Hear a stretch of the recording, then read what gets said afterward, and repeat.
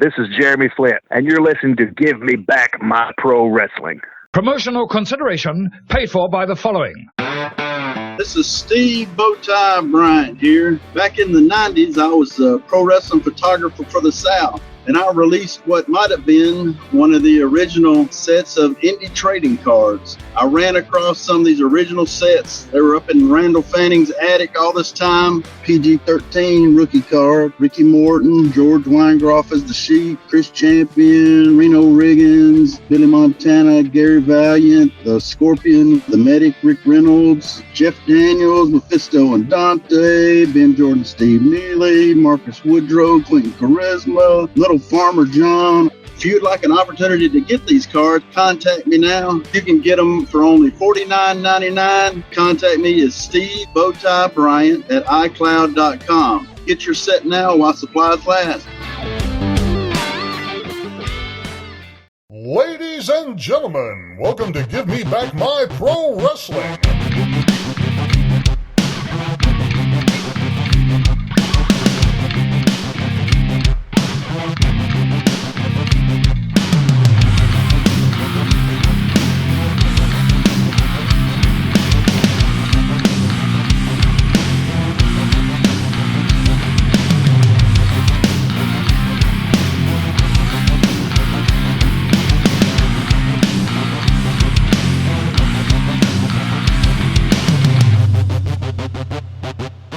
For those who don't know, now you know, baby. This is Hot Rod Biggs, Jared, Jimmy Street. We're going to take them to the limit one more time, baby, right here on Give Me Back My Pro Wrestling.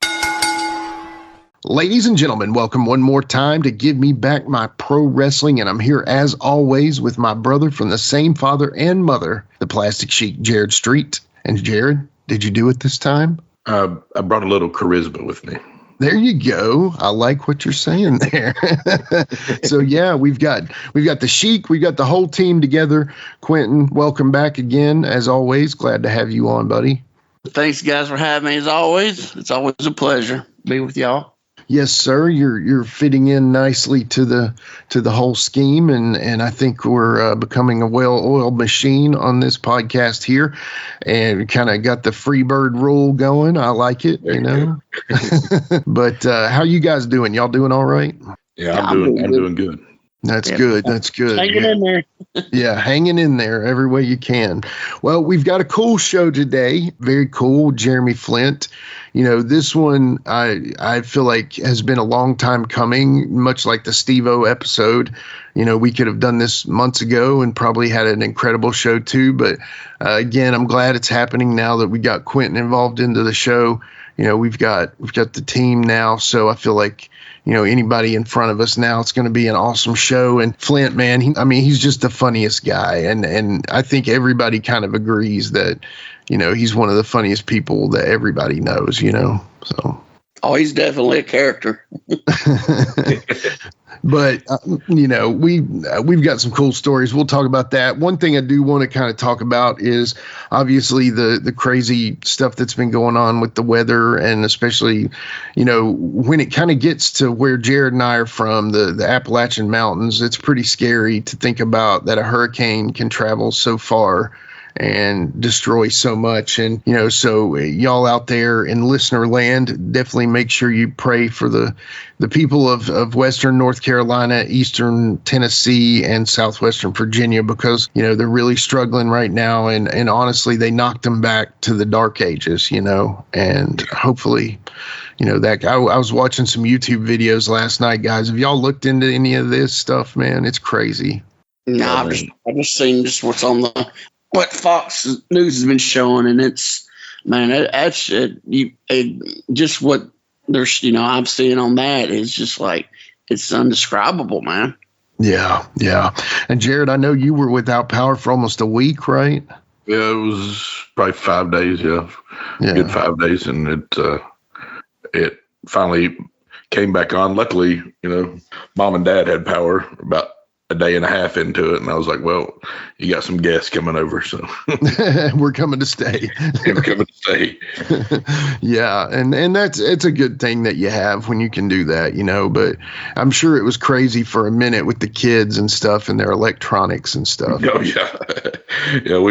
We set up my truck and charged every device we needed to charge for like, I don't know, an hour, and watch like a movie on my phone or something like that. So it was family bonding time though. Family bonding, that's what it's for, man. You get together and you make it work. But that just y'all, if you can, I don't know that going there would help, but I do know if you could go to your local church or somewhere like that, or local charity group and see if they have needs. If you feel the need to help, I'm sure there's GoFundMe's out there, but I would honestly talk to your local church and see if they have plans to help, and you can donate through them, and then they can get the needs there. It's there's conspiracy theories, political aspects to all this, but I said this to my wife, and the sad part about it is these storms and hurricanes always affect the less fortunate the most, right. And when even the most fortunate, when they lose everything, it puts an aspect on things, but definitely, helping out. I know when Katrina hit, that was so devastating, and the people that got hit the worst were the people that were the less fortunate. And so if you can help where you can, donate if you can, buy a pack of water. I know Michelle and I, we had a friend that was going there to see if she could help out and find some people, and we donated some water and some stuff like that. So, where you can, help out, but man, just mostly say prayers for these people, because that's what they need, Yeah, do what you can, do what you can afford, do what you can. What areas in Virginia were affected, Jared? Damascus, really bad. Right there. Yeah. Right there on the, between them and Mountain City, Tennessee. So, a lot right there. Some of the roads there are just gone. Washed out. And like the creek or whatever that goes right beside it, I don't really call it a river. I don't think it is, but it's not that big. And you think if that swelled that much, right? These big rivers or anything that go through places, how much did they swell? So it's kind of crazy. I got a great friend in Banner Elk in North Carolina, and he just got power back last night. So wow, he'd been without it for 10 days. So man, but there's some crazy spots in the area and all around. So yep, it is crazy. And then Florida is bracing for another one, and then they say there's another one behind that. It's just a rough time for anyone that can be impacted by weather. But it's crazy to me that how far it came, because I remember growing up, Jared, you and I, we would say hey, Dad, can tornadoes hit us and hurricanes get us? And I remember people would say no, the mountains kind of protect that. And this one was so strong. And I watched a video last night of a family who lived near a river. They were kind of they did whitewater rafting adventures and stuff. And this lady was we had a line in the yard that we knew that once it was there, we had to go. We had to evacuate. And if not, that was our time. And she said that line was hit before the storm even came. So that's why a lot of people got stuck in it, is because they didn't really see anything other than just the effects of what was happening below them.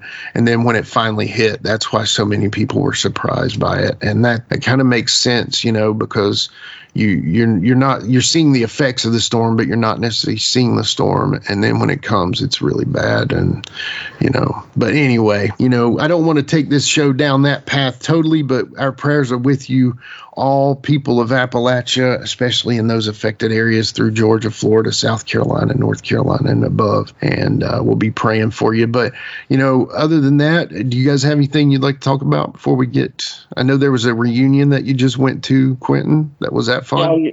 Yeah, we had a little it was like a mini reunion, kind of halfway in between the regular reunion. Oh, it was a blast.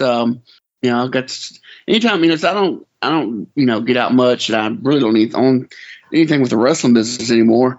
Yeah. So, and so anytime I get to see, the boys and girls from the past, it's always good, to just sit down and talk to them, everything. And, it's pretty cool because I was sitting there talking and didn't realize it till I, really looked around. I'm sitting there having I'm in a conversation.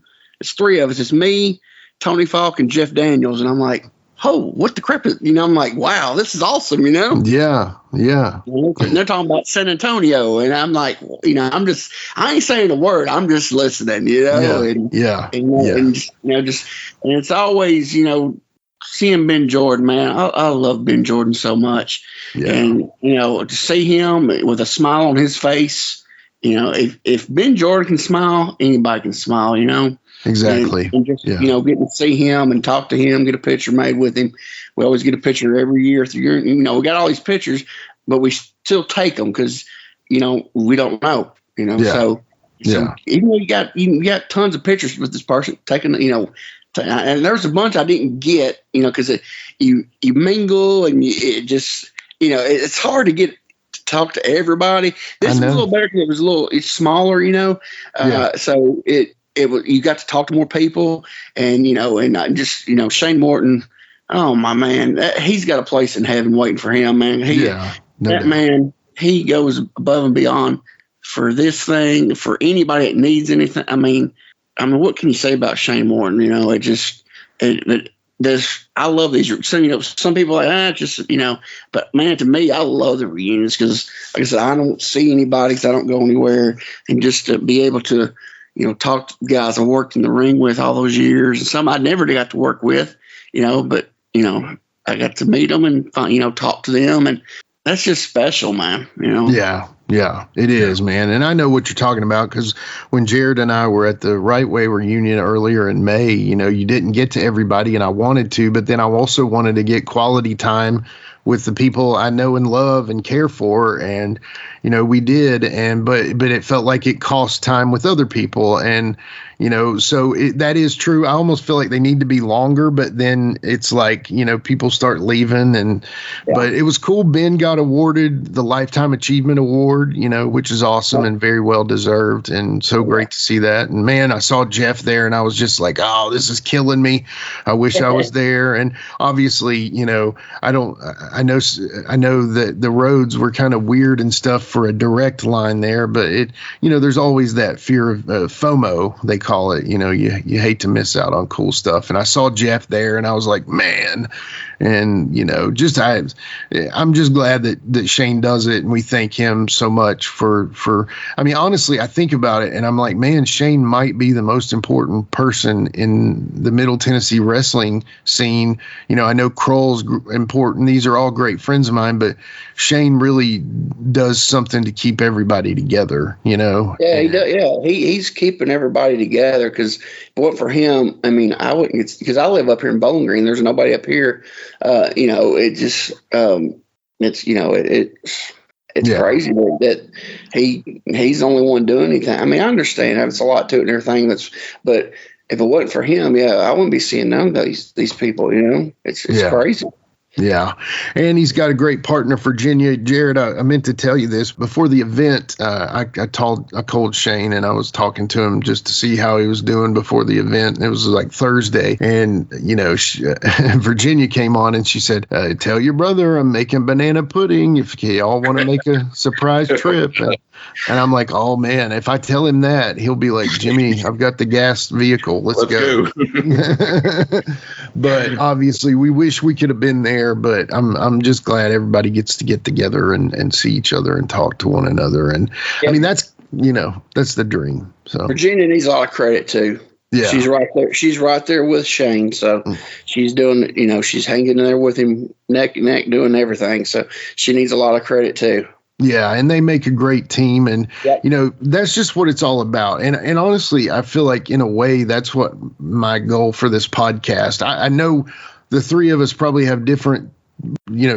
Quinton's like, I just want every territory guy to be on the show. And then And Jared's like, I just want, this guy to be on the show, or I want Sting or whatever. But, with this show, to me, I just like the idea of getting together with people you haven't talked to in a long time and getting their story out. Even if the guy never went out of the Middle Tennessee scene, it's just cool to talk to these people, and because they all have stories, and that's what I think this show's about. And I think that's what makes us synonymous with the reunions that they do, with what Kroll does with his, promotion USWO Saw, with what Brian Turner does with his video channel, with, just everything. I think, it's kind of all in one compass of ideas. And to me, we need to capitalize on that somehow.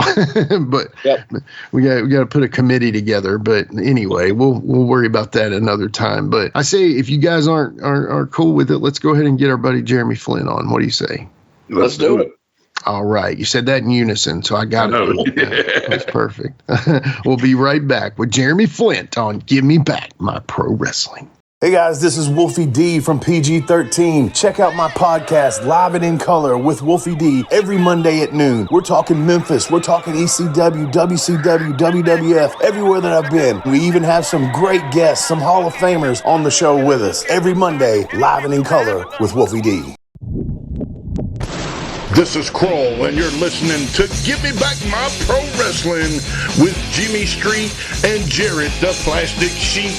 Be sure to like, subscribe, and view all of our USWO and Saw Wrestling content at Nashville Wrestling Network, exclusively on YouTube.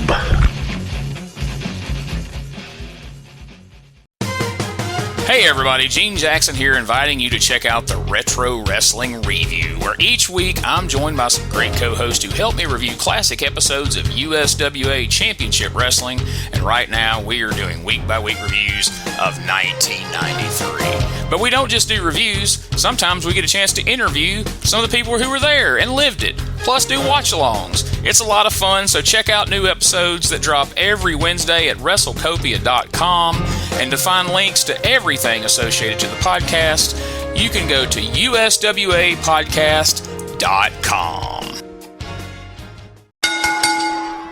Well, it started with a bang. Oh, no. This is what I want this show to be.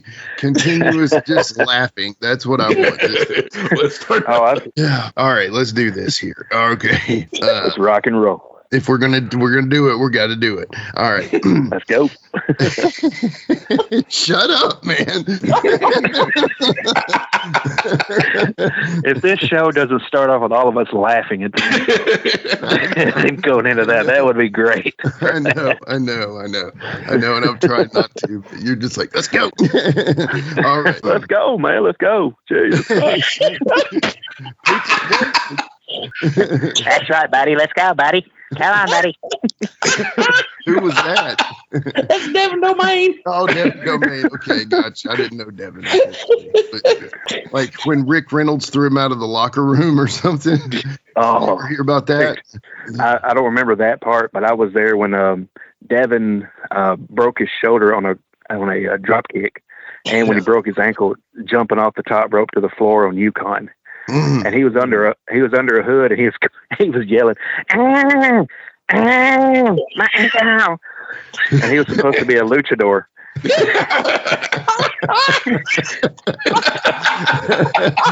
So yeah, oh well, all right, we are back. This is actually, you've caught us in the middle of a funny one here, y'all. So we are back today, and we have a very special guest on the show today. And we were going to try to manufacture something, but then you naturally said something hilarious, and that even worked out better. So thank you very much. And we would love to welcome to the show today, Mr. Jeremy Flynt. Jeremy, thank you for being on today, buddy. It's my pleasure, guys. Thank you guys for having me. Yeah, man. And, you know, Jeremy is one of the things, like, I like to say is, like, you know, if we could get some giggles or some laughs out of the show, I really feel like we'll end up with a good show. And I feel like that I'm just going to tell the future here that there's going to be some laughing going on today. So I'm hoping to crack the top 30 of your podcast. Yeah, that is totally possible, man. Hey, you can aim high, man. Aim high. Yeah, aim high. So Jeremy, what's cool, man, is, you know, we met each other, and I'm not exactly sure when we met, and we'll get into that in a little bit, but you and I developed a bit of a rapport, especially talking about my favorite baseball team of all time, the Cincinnati Reds, and my specific era of enjoyment of them is the 90s, of course, when they, you know, basically sold their souls, I think, and won their last World Series ever. Hopefully not. And then, you know, we got to know each other a little bit, you know, and we kept up a friendship going. And then, you know, I heard you on a friend of mine, honestly, one of the early podcasts that I've ever heard. And this actually turned me on to podcasting. So basically, I was listening to a little bit of Colt Cabana here and there when a guest came on that I liked. But I started looking more, like, I would just be like, hey, man, you know, I'm friends with wrestlers. I bet they've done podcasts. And I would just look up random people like Plunkett or Quinton or Shane Morton, you know, or somebody like that. And then I looked up you, Jeremy. And I looked up you, Jeremy Flynt, and there you were, man, on Gene Jackson's podcast. And that actually made me think of podcasting in a different light. Like, it's actually possible to do it, and you don't have to be a big star like Colt or Stone Cold. And so I've actually developed a good friendship with Gene Jackson. He's been on the podcast before, and now, you know, we're getting you on the podcast. So kind of the circle has been completed here. But, you know, back in the day, they were like phone calls, right? Basically, like how you're doing right now, 20 years later. Yeah, really. Yeah, basically, they were just phone calls. A lot of people did that old Blog Talk Radio, and you had to basically call in. Blog Talk Radio. Yes. Blog Talk Radio. There you go. And you had to call into some ungodly number. Luckily, they didn't charge a minute like WCW did back in the day. Yeah. Because, Gene asked me to come on there, and I loved it. And I've been on there probably 3 times, and, you know, each time is just, you know, not just getting my name out, but just hearing the stories and everything about how everything just transpired with, you know, wrestling as a whole. Yeah. Gene's a wealth of knowledge. I definitely appreciate his friendship, and honestly, I love Gene, man. Yeah, I call him OG because he's the OG podcaster to me, you know. So that's kind of where it goes there. But, you know, we'll get through all this stuff through the show, I'm sure. But the first question we always start with, I pivot to my brother, my baby brother, the Plastic Sheik. Take it away, Sheik. All right, Jeremy. So this is a question that's going to let the listeners know a little bit about you as far as your influences wrestling. If you got top 4 or 5 guys, Mount Rushmore, as you say, in pro wrestling, who would those guys be? Or gals, whichever. Well, Plastic Sheik, I will give you the 4 or 5 that I have to. Actually, I'd actually been thinking about this, and I was going to start out with and be serious. Oh, you know, Iron Mike Sharp, Lee Scott, Dusty Wolf, you know. But then I got to thinking, no, that I don't want to be too funny, right? So, but the serious part. One of my main guys, of course, growing up in the '80s, my main guy, everybody, you know, worshipped the red and yellow of Hulk Hogan. Yeah. Just to watching his showmanship with the crowd and how he worked the crowd and everything, I was really intrigued by that. Not just so the wrestlers, but how he could control everybody's feelings. Another one, of course, Gene would know this, would be Sid Vicious. Oh, yeah. Mainly because when he was in Continental and he came out with a hockey mask as Lord Humongous. Right. And then later on in my career, I wore a black hockey mask and come out to Bang Your Head, which what he used as Lord Humongous. Nice. So I was a big fan of that. The third one, of course, would be Big Van Vader. Yeah. You know, I've patterned a lot of my style the last probably 8 to 10 years, almost like him, being a different style from everybody down here. And the last is not just one, but it's probably 3. and that would be the Freebirds. Oh yeah. And Man. so, I mean, yeah, I was a big fan of them growing up because of my uncle, who he was one, like my dad got me into wrestling, watching wrestling when I was younger, but my uncle really got me into it, mainly because it's something he and I bonded with when I would be over, visiting his place. Because at the time, my uncle was blind, and he, when we would come over, he would listen. He knew which channel that wrestling come on and what time it would come on. Dude. And again, he was blind. Yeah. So that was the thing that he and I shared, like a bond for that. So if you ever saw me wrestling, and before I got in the ring, I always pointed up. It was always, as a dedication to my uncle. That's cool. So when I became a wrestler, it was mostly because of him. Because that was something he enjoyed and I enjoyed. And one of the last times I got to see him, I told him that I was actually, thinking about becoming a wrestler, and he put a smile on his face to do that. So it was as one of the things that really got to me, and I wanted to do it, not for me, but just for him. Yeah.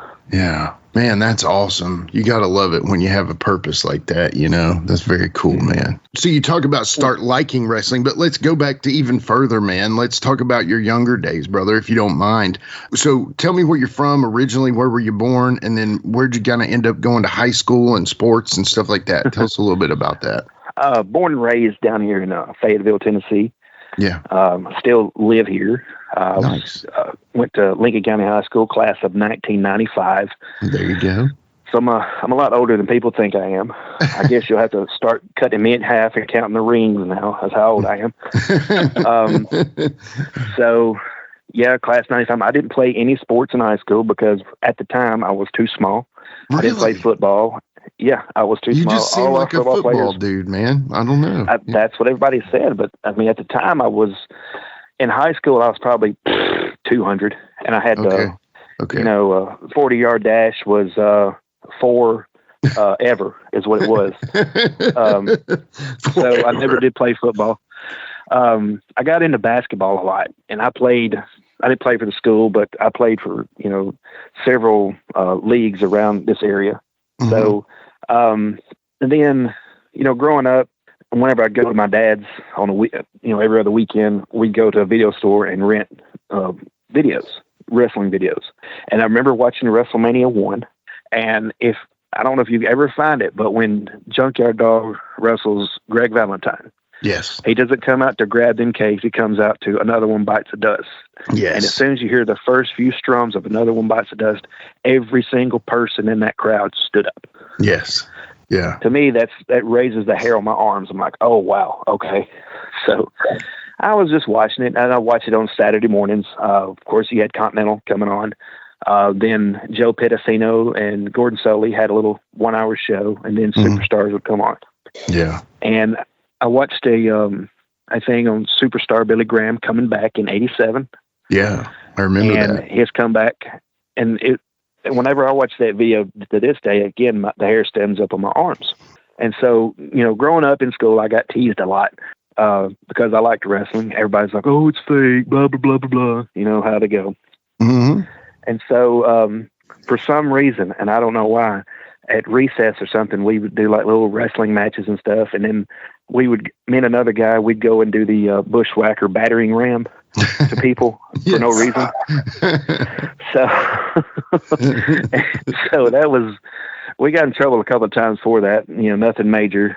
And, but I don't know how you could explain that to anybody if they've never seen the bushwhacker battering ram. Right. To teachers and everything. They're like, "What are you doing?" I'm like, "It's the battering ram." I said, "Well, yeah." And then you do that, and they just kind of look at you weird and tell you to go do some write-offs.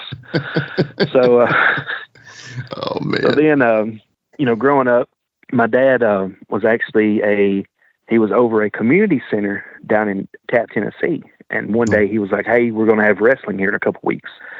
I said, "Oh, cool." And it just happened to be on my weekend. And so when it came, I don't know if you've ever heard of Danny Pig. Quinton probably has. Yeah, of course. Mad Max. He had Mad Max, yeah. He had a group come in. It was, Chris Kearns, when he first started, he was cruising Chris Price. He was there. And then the largest human being I've ever seen in my life came in. And his name was Scorpion. the giant scorpion. I was going to guess. Big yeah. Pete. Yeah. And I was there when they pulled up. None of the guys were there. It was Danny and two other guys, and I helped actually set up the ring, and I was probably, I'd say 11 or 12 years old. Nice. Setting up chairs and everything, helping them out. And because I'm like, oh, wow, I get a chance to actually be a part of this. Yeah. And so I helped them out and everything. And so watching the show, and I'm like, I was in awe. And I met one guy, he just started. He had I think a blonde rat tail at the time. He looked real young, and his name was Airwolf. Oh. Yeah. Yeah.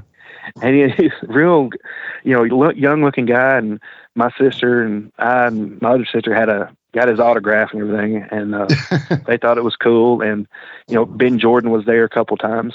Now I'll pop for that. Yeah. And I'm like, oh, wow, those people were all there. And so, growing up with that, hey, I was helping out every other week with this show. And then, fast forward a few years, I had a guy I was working with at another job. He said, hey, my brother wrestles. I said, really? And I was probably about, I say 21, 22. And I got the training with him. And then from there on, I've stuck with it for a while.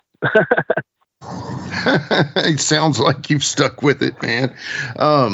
Yeah. So let me ask you this quick question here. So do you know what promotion that was called? Do you remember, or would you know off the top of your head?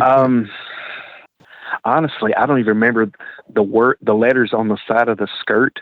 It probably just said wrestling. It was, I wanted to say it was almost like, it wasn't like Southern Championship Wrestling. It wasn't that. It was something along that extent, like Gotcha. Southern Tennessee Wrestling or something. Quinton, you got any ideas?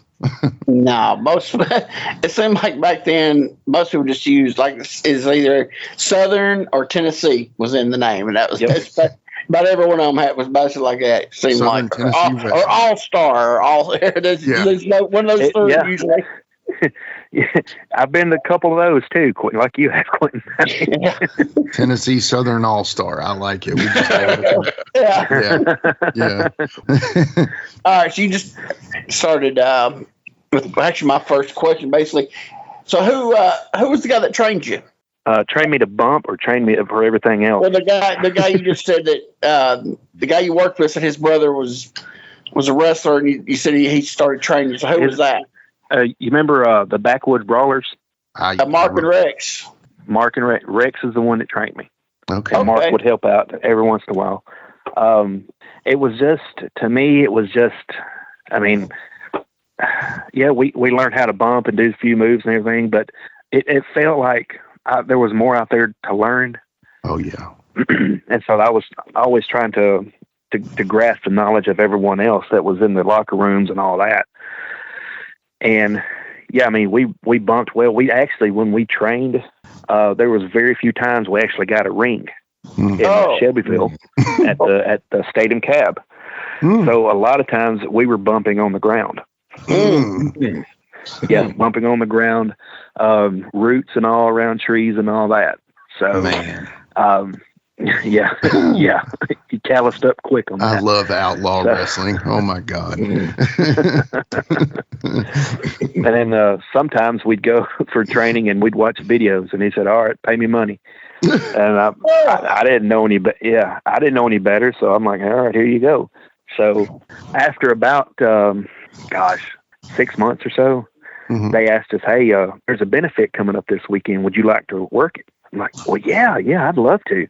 And, the guy that I was with, we came in as a tag team called NC-17. It were two white guys that dressed in like tank tops and bright pants. The NC, Jamie Dundee actually come up to me in a show. He goes, I heard you called NC-17. And I'm like, yeah. He said, sound like you're trying to rip us off. And I said, no, we're not trying to rip you off. It's almost like paying an homage to you. Oh, whatever that means, that sounds good. I like it.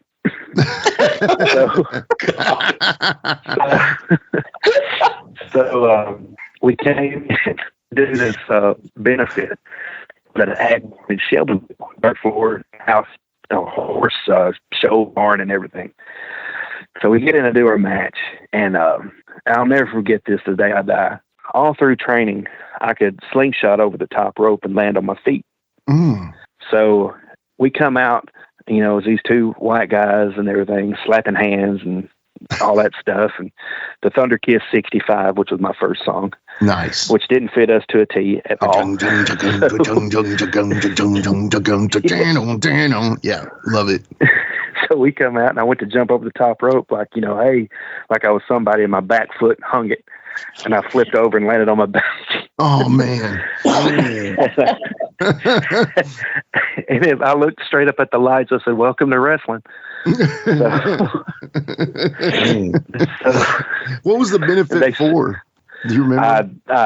I don't even remember. I just know the ring broke later on in the show, and I told the guys, Mark and Rex, actually I was paired off with Mark. I said, hey, throw me in this garbage can. I see $1 over there. So he threw me in the garbage can. I grabbed $1 and put it in my pocket, and that was my first payday. Nice.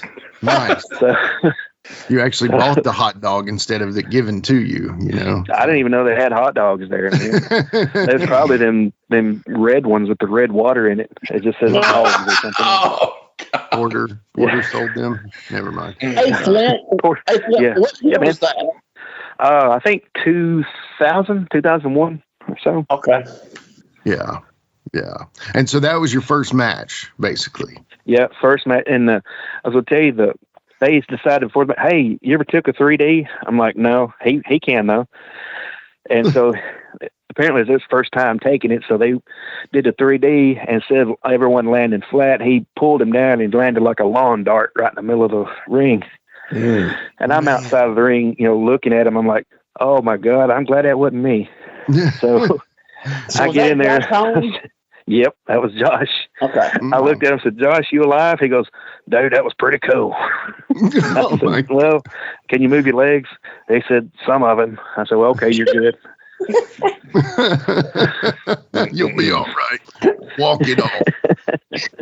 So whose idea was NC-17? Can you tell me that again? We actually, a buddy of mine, we were doing this backyard wrestling thing at the time where we'd have mattresses, and he come up as NC-17, well, him and another guy, and they were called the Naughty Caucasians. And I asked him, I said, hey, can I use this? He said, yeah, go ahead. So we actually, when we did our backyard wrestling, we actually had people watch us do our little shows on these mattresses, which was crazy. It blew my mind that people would actually pay $10 a head to come in here. So, yeah, it was crazy. You gotta love just pure unadulterated Tennessee outlaw wrestling, man. Nothing. We'd have to work hard to become outlaw wrestling. This was the outlaw of the outlaws, right? So. Right. It's crazy, but yeah, we had fun times and everything, but yeah, Josh got dropped on his head. And after that, we started working up there in Shelbyville at Statham Cab Company. Nice. Heard lots about that place, man, for sure. Yeah. Yes. It was good sometimes, and sometimes it was there. Yeah. Wow. It really brought up some memories there. I'm going to tell you this story. Okay. Because this happened before I got into wrestling. A couple years before I got into wrestling, there was a guy in Petersburg called Quinton Quarisma. And he come out one night in his blue jean shorts, had his flannel shirt on, wet hair and everything. Come out, and I think it was I don't want to say if it's like a bunkhouse battle royal type thing, where everybody brought weapons. I remember Gypsy Joe come out with a tulsi around his neck. I don't know if it was used or what. Came on with it around his neck. And Quentin was walking around the ring, and we handed him our nachos. And he was like, you mean use these nachos? It was like, yeah, use the nachos. Then he looked at it, and he acted like he was going to do it, and he turned around back to us, and he said, no, guys, here you go. And he said it real nice. And I'm like, that's a real nice guy. He came back on nachos. He is a nice guy. I do not remember that. I remember it, and I'm like, wow, there's some things I don't remember, but I remember that. Oh, my I'm God. like, oh, wow, that's Quentin. All right, Flynt, when did you start going by Jeremiah? When I actually started working up at NWA Main Event on Veritas. Okay. I did it because Plunkett was going as Jeremiah Plunkett, and I'd met him through Quinton when they were hanging tough. And when he started going by Jeremiah Plunkett, I thought, hey, that's cool. I'm gonna start using that. I didn't know he was going to be up in Main Event too, so I was like, oh, okay. And he always, say, well, hey, you stealing my name too? I'm like, well, yeah. So, and then they ended up teaming us up at NWA Main Event, and we started calling ourselves the Jeremiah Experience. Nice. I like that. Yeah. And Steve-O had mentioned last week about our match we had up there. Yeah, it was 45 minutes of just working the crowd, working each other. Probably one of the best times I've ever had in a ring. That's awesome. Yeah, he was putting that. Which, by the way, Steve-O now is actually called. He's got more O's to his name because that's what he says when he gets up. When he stands up, because his knees give out and his back gives out. He goes, Steve. Oh, so. I love Steve, man. He actually helped coach granddaughter and everything in softball. So awesome. We reminisce about a lot of things, and whenever he and I worked, we'd say, "Hey, you want to do the Pulaski match?" Yeah, all right. So that's all we do. Nice, so, nice. That's explain what that is. Yeah. Do what now? What's explain the Pulaski match? Is. Yeah. You know how in the older days, like when the guys would work in different cities, they do different finishes at every match. Right. So, like Harley Race or whoever would go, hey, let's do the finish from St. Louis, or hey, let's do the finish from Kansas City. Yep. Steve and I worked a match in Pulaski. Hey, let's do the Pulaski finish, or hey, let's do the Nashville finish. And we knew what we were doing then. So that's basically the gist of that. Gotcha. That makes sense. I like that. Yeah. And he always went over, so yeah, we already know that. That's all I'm gonna say. So how did you get your start with IWA Deep South? And did you have to do any like death matches early on? IWA Deep South. I wonder who asked you that. Actually, I got hooked up with them through. I was working at a promotion in Alabama called Full Throttle Wrestling, FTW. Yeah. Okay. And they were a small group out of like Elkmont, and they were some like local guys. They were trying to do the Ring of Honor hard hitting style and all that.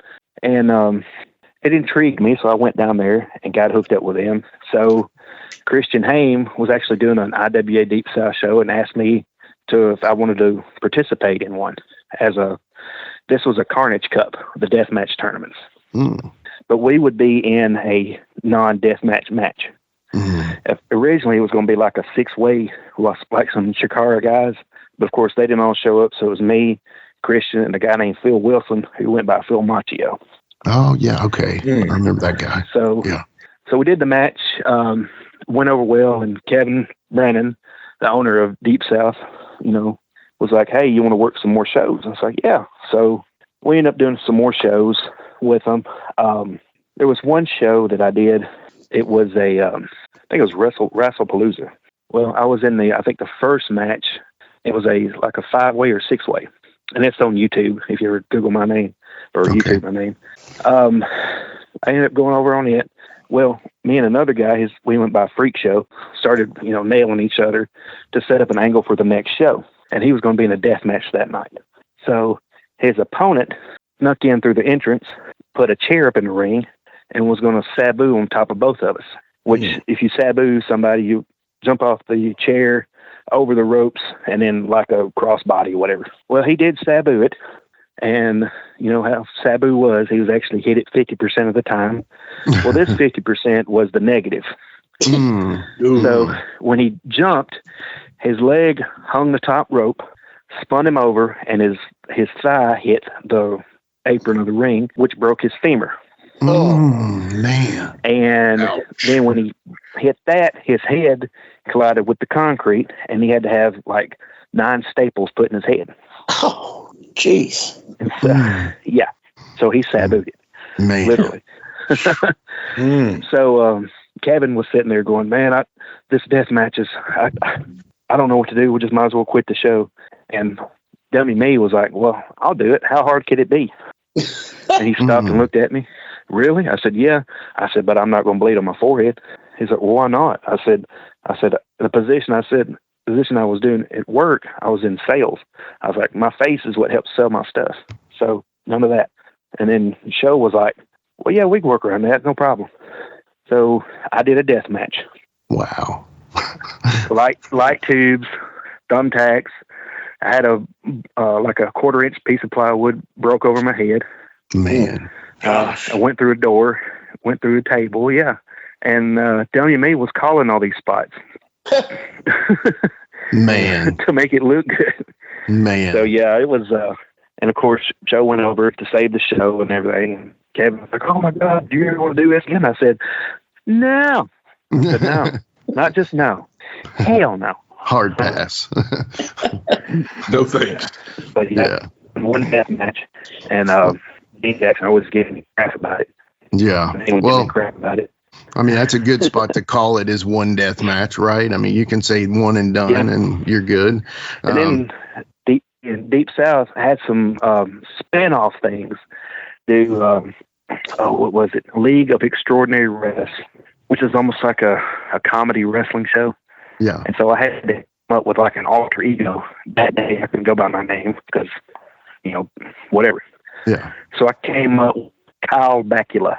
Oh, Kyle Bakula. Scott Bakula, but Kyle. I was a backyard wrestler having my first match. Mm-hmm. And I would come out. I had orange and red Zubaz on, a George Strait T-shirt. I tried to look as much backyard as I could. Yeah. So I'm going out to the ring with my music being Small Town from John Cougar Mellencamp. Nice. Smacking hands. The thing was, I've wrestled in this town at least 5 times before, and they still didn't know that it was me. So I purposely, I was going around going to tell them, hey, it's my first match. So, we went to lock up and I did like all this backyard wrestler stuff. Like I did a crappy lock up, headlocks on the right side, stuff like that. And so that came to that. And the next show we did, me and Chris came tagged and I came out as Kyle Bakula again, except I was doing Hogan, come out with an American flag and everything. And then it turned me to Hollywood Kyle Bakula, where I came out as, NWO Hulk Hogan, had a guy playing Voodoo Child for me come to the ring. Nice. And so, yeah, it was, the finish was like, the guy who wrestled, he was a kosher chef. Mm. He was acting like he was Jewish. So the thing was, I went to hit him with some nickels, but he ducked, and the nickels went in the ring, and he started picking up the money, and that's when I rolled him up to beat him. Oh, no. Oh, man. That's hilarious. Yeah. That is funny. Oh, man. Man. Yeah, it was... that is funny. Timeless, man. Timeless. Yeah, it's a different time, man. Different time. People now be like, "Oh, that's racist." No, it was a different time. I mean, yeah. Well, funny stuff is funny though. It's all that matters. It's funny, So my next question is actually a bit of a thing. When did we did we meet at an NWA Main Event at first, or did we meet at a benefit first? I'm thinking we may have met that benefit in Murfreesboro. Okay. Where you were managing, I think it was me, Plunkett, and Jeff Daniels. Okay, gotcha. That's what I thought. Yeah. And what was that? The Charming Charles benefit? Was that? No, that was later on. Okay. Sorry. This one is where I would always try to rib Jablonski, and I would give him "Don't Feel Like Dancing" by the Two Sisters. Mm-hmm. Only because I kept doing it to him for like a bunch of shows that we were on. Just give him that music just because it makes him mad and he sells it. Yeah. Out to the point where he goes, damn it, I know who's going to do this now. It's Flynt. And I'm like, so we did that 6-man tag. And if you've ever seen it on YouTube, one of the guys, Mike Cobb, come in late and didn't go over any of the things we were going to do. And Jeff was like, I'm going to get him. I said, okay. Yeah. So we did the match. Jeff called Duck 3 Sunset. Okay. Mm-hmm. He was running. He ducked 3 times, did a sunset. Jeff cut him off, tagged Plunkett. Plunkett did a few things. He said, Duck 3 Sunset. And you can hear Mike running back and forth. He ducked his 3 and did a sunset. Plunkett cut him off, tagged me in. Duck 3, sunset. And so Kyle was just dead. And Jeff was like, "You should have been in there, kid, listening." Love Jeff. And so whenever I saw Jeff again after that, we'd always say Duck 3 and sunset, and he would give that laugh. Yeah. If you can make Jeff laugh, man, that was always my goal, man. Every time I can make him giggle or do that chuckle, man, you knew you were making it. That's laugh. what he would do. It's like, yeah, Duck 3 and sunset, yeah, buddy. Well, the main point, and this is great that you had a great Jeff Daniels story with it, but the main point that I remember is, you know, me showing up to Main Event one day, and I'm managing 7, and you had come to work with us at Main Event. This was after the benefit. And, you know, there was a thing going on. I think it was Chikara at the time, that there was a guy who would put wrestlers in a trance and make them dance kind of deal, right? Yes. And the song was Sugar Hill Gang's Apache Jump On It. That was like, jump on it, you know, that song. Yep. Yeah. And so you had this idea, because 7 is this big monster that really wasn't showing much of a personality other than destruction, right? And we just basically were trying to kill everybody, and that was the goal. And you actually somehow not only got 7 to dance, but you got me in the ring to dance. And this has actually been out there. I put the video out once you sent it to me, and I put it out there, and man, that's funny. But so tell me the story on that. The story on that, of course, that was actually Charming Charles' benefit. Okay, gotcha. Okay. And I was in there talking to Dyron, and somebody brought a bag of ice in there. And this is a little precursor to that. And I'm like, hey, I'm going to bust this ice up and put it in the cooler. And so instead of hitting it or dropping it on the floor, dummy me decides to headbutt it. Oh, yeah. Yeah. And I'm like, oh. And Dyron goes, dude, you got color. I'm like, what? Oh, no. Oh, my God. And, of course, 7 started laughing about it. Not the moneymaker. Yeah, really. So I was going over the match with 7, and he was saying, well, you know, Bill, as in Bill Behrens, Bill don't want me to bump or anything. I said, dude, Bill's not here. It's not TV. It's a benefit. Yeah, but I don't know. And then I was like, well, let's just do this right here. No, I can't do that to make my character look bad. I said, okay. So you got wind of it, and you knew the spot, apparently. Yeah, yeah. And Reed knew the spot, but 7 didn't know the spot was coming. Yeah, yeah. So we did a tackle, you know, tackles, nobody bumps. And I said, oh, you think you're bad? You think you can do everything? And then I pointed to the music person, and they started playing the music. And 7 looked at me. He goes, oh, I hate you. I said, you got to do it now. And so in that video, he was dancing. 7, I love him to death, but he ain't got no rhythm. Yeah. Either that or he was just kills like, that stereotype. I can't. Yeah. But the people loved it. Yeah. And when he glommed me from behind and got me, and you hear people clapping at the end of that, like, this was great. Awesome. Yeah. Yeah. Yeah. And then later on, he didn't want to go with a German suplex. And he was like, I don't know. I said, you're going. And so I lifted him up and took him over. And I have a picture of that where he had his arm down. I'm like, don't put your arm down. So he only took a couple bumps of that match. So that was actually a miracle, because he didn't bump at all. So and of course he went over. I'm just saying. I mean, of course, man, we were going over. He had me, man. You know, so. Yes, I don't mind. Yeah. Didn't me pay me is all I have to say. But I will say this, that is one of my most treasured moments in wrestling that I ever did. And I just, you know, to me, it was I think it shocked the crowd a little bit, because the crowd's not expecting 7 to dance. And then my big old idiot, fake Islamic idiot, getting in the ring and doing it with y'all. And then it was like we did 2 rotations, and then boom, he hits you in the back. It was perfect, man. Yeah, it was. And you come in, it looked like you was yelling, and all of a sudden you started doing it like, oh my God, I'm doing this. I'm in it now. What happened? and I think it gave a different outlook to people at that show. Even though it was a benefit, you had like wrestlers on there trying to be, you know, wrestlers trying to be hard and everything. And I wanted to do something different to stand out. Yeah. Yeah. And I mean, we didn't really have reunions at the time. So benefits were kind of like a reunion for everybody. You know, not a lot of people all worked on the same show. Many of the guys that came and worked at Porter's liked to be paid. So they didn't work for Porter regularly. So they would go other places. But on benefits, they would come in, and Porter had a great venue for that. And I know it was benefits that I met Quinton and met Jeff Daniels and became friends with Plunkett, and, you know, got to meet you. And I mean, it was benefits that doing those benefits, it was more like, oh, let's just see the boys and laugh. You know, that's kind of what they're for. Yeah. And it was a good time. I mean, I enjoyed it. If I had a benefit, if I had the opportunity to go, I would go. Yeah. You know, I don't mind helping out, but it's also time to see the guys and all that and just reminisce about things. Yeah, exactly. Because that's the place you get to meet people and see people. And for me, where I was so green in the business at that time, getting to meet other people. And, you know, I remember taking off Jablonski one time because I missed the spot, and he's like shaking his head like, this guy's an idiot, you know? And I'm like, I'm sorry. I did it. You're right. But anyway, you know, that was just cool that I got to meet Jablonski. I got to meet you. I got to meet Quinton. I got to meet Jeff Daniels. I mean, that's like the 4 horsemen of awesome people right there. So we'll go with that. Thank you. Oh yeah, you're in it, man, for sure. You know, I'd be the Paul Roma of that group. Paul Roma, okay.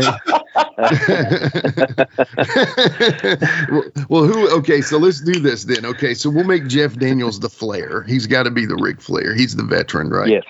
So then I guess Jablonski and then Quinton. Who is Ole and who is Arn? Or is this later era? I would do the later era because Jablonski could be the Vicious and Quinton was Arn. Yeah, okay. I like that. Make sure. No, I'd have to be Ole. You have to do the early one to be Ole, because everybody says I was grumpy, and when I was young, I was grumpy and cantankerous and didn't want to didn't agree with anybody, and always starting trouble. And okay, you can be the Ole then. Yeah, if you're going to argue about it, come on. That's soul. Oh, sorry, this is your show, Quentin. My bad. So sorry. At least nobody was the Benoit. Yeah. Yeah. Oh man, dude, y'all killing it. Oh no. Oh my God. Yeah, that'd be just career suicide. Oh no. Y'all are killing me. Anyway. Oh my gosh! All these questions are just smothering me. That was that. Lord, I apologize. I made the starting tape picking with New Guinea. Lord, I apologize. Oh man! I hope that doesn't get cut out. No, it won't. I promise. I'm the cutter, so it's not going to happen. So.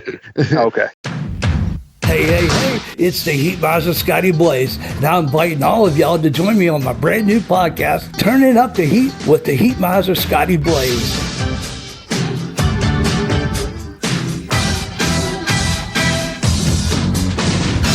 So what are you waiting for? Come on over and join me. I'll be covering all the events of the day, global, national, pop culture, movies, gaming, whatever sounds interesting. But I'll also be playing some awesome skating shuffle music from the 70s, the 80s, the 90s, the 2000s. Anything that has a good beat, I'm going to be playing it. You can rest assured. Come on over, tuthradio.com. The podcast is on every major podcast platform.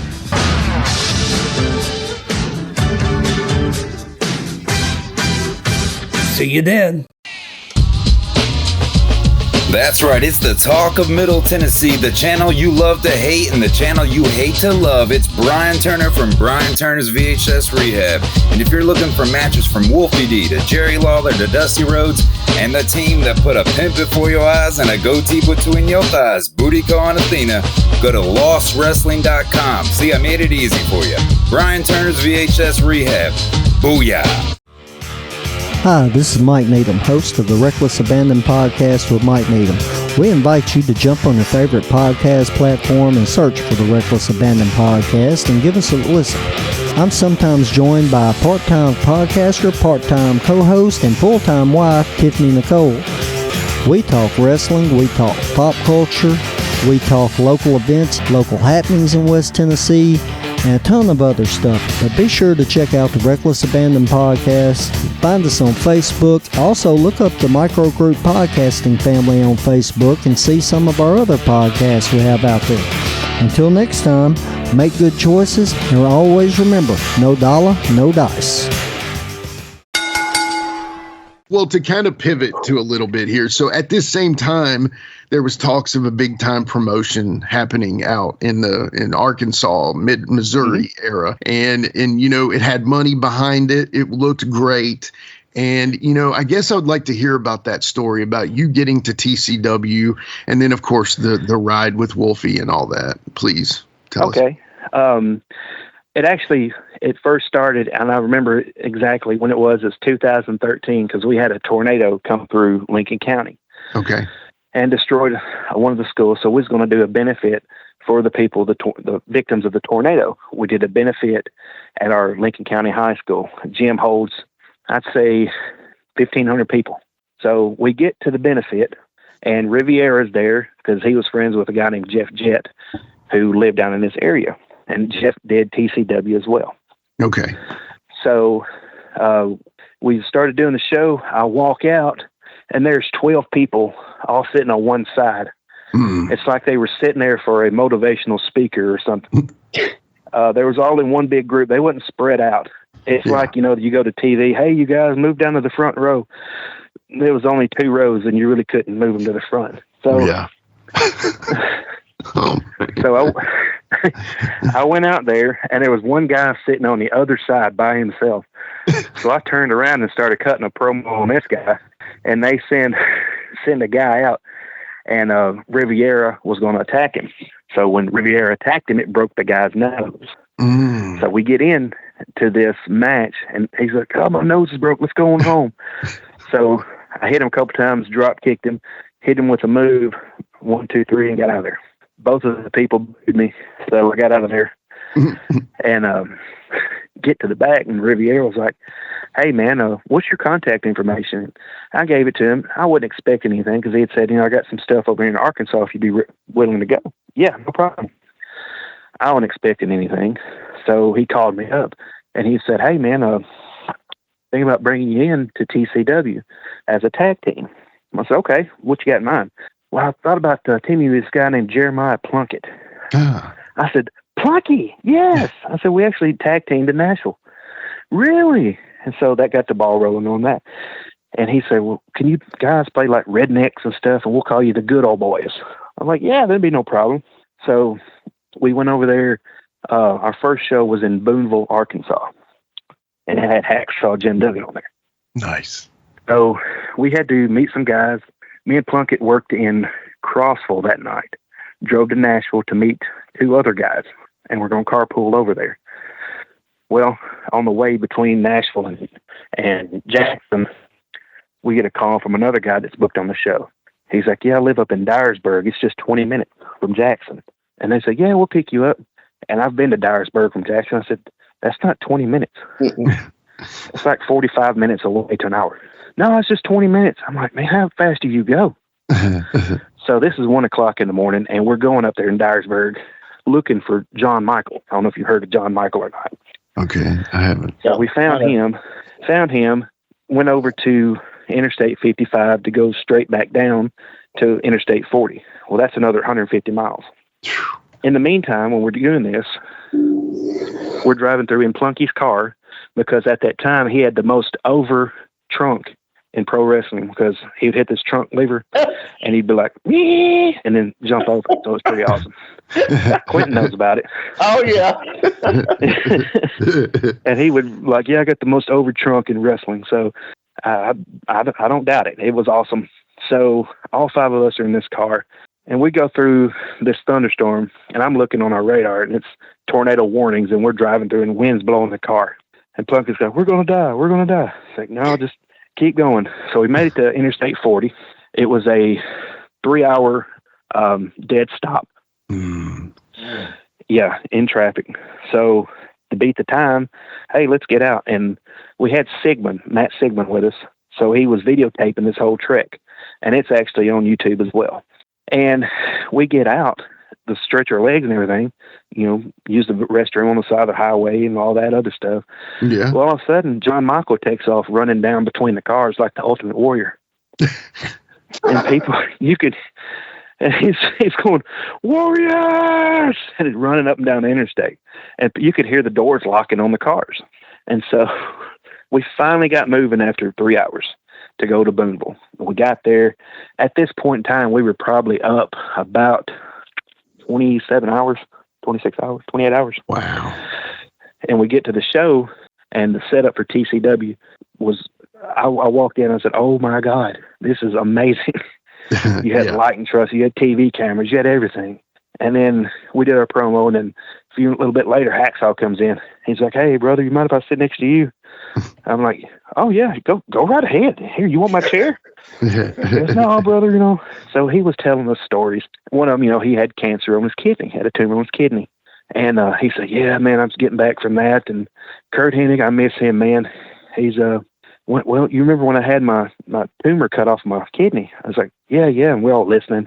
And he said, yeah, I was in the hospital and I told him not to get my number out because I wanted to, recover with no problem. So he said, Kurt called him one day. He said, Jim, this is Kurt. Well, hey, Kurt, how'd you get this number? Don't worry about that, Jim. He said, I can't catch cancer through the phone, can I? Oh, man.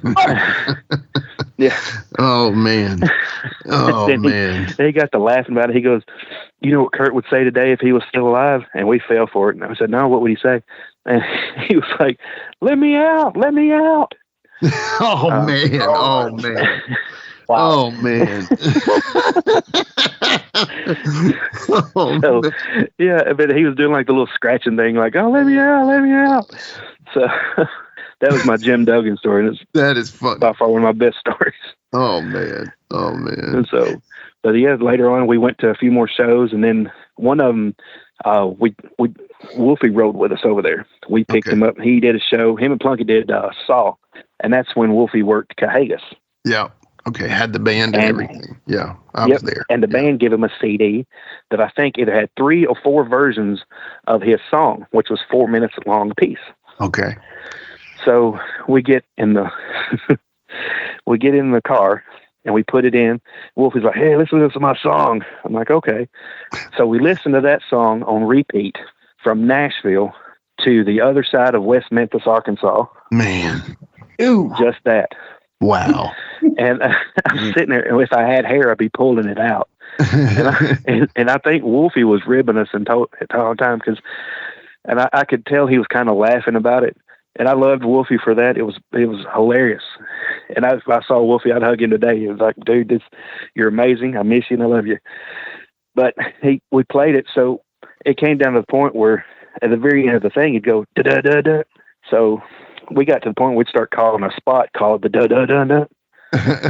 But we never got to work that spot in. So, and it was just something small like, hey, just do the da-da-da-da. Yeah. Yeah. But we never got to work it into a show. So you actually asked that question on Ask Wolfie one time, and you were like, "Do you tell the story about that?" And I said, "Man, were you like really?" And he was like, "No, man, I was just digging on the song." And I'm like, "Okay, that's cool. I've been there before, where I've listened to a song over and over again, But it was just funny. It was hilarious at the time, and I'm sitting there.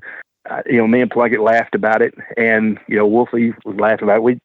It was just a good road trip. Yeah, that's awesome. That's awesome. Yeah. And so obviously in TCW, now I do remember this because I had started managing Plunky when he was tagging with Drew, right?